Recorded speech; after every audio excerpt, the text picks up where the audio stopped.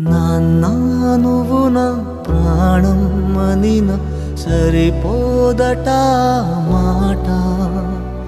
నాన్న నీకై ప్రాణం ఇవ్వను, ఇదిగో ఇది నా మాట. నిజాన్నిలా అనేదిలా ఇవాళ నీ ఎదుట.